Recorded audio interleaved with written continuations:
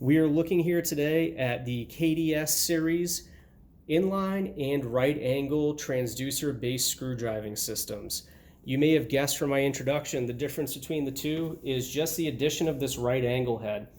This has a relatively small footprint and a quick disconnect chuck on the front with two detent balls. This is really nice because it allows the bit to be inserted and removed quickly, and the detent balls really allow it to be securely held in place while running.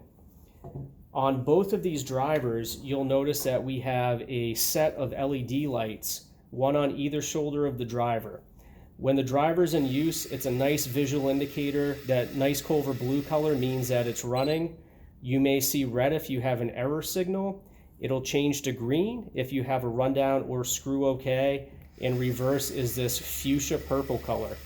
You may have noticed while I was running this, we do not have a toggle on the back of the driver. It's simply a push button reverse. Makes it really easy and ergonomically comfortable for the operator to quickly move between forward and reverse if needed.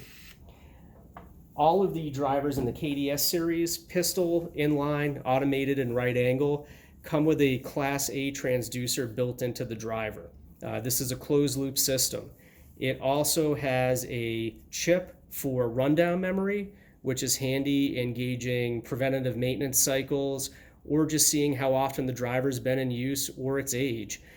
We also have a temperature control function built into the driver that it's being stressed beyond its means. It will shut down as a precaution and preserve the core integrity of the gear sets and motors. If you have any questions, would like to see a demo or discuss the line further, please reach out to us at kolver@kolverusa.com or visit our website www.kolverusa.com.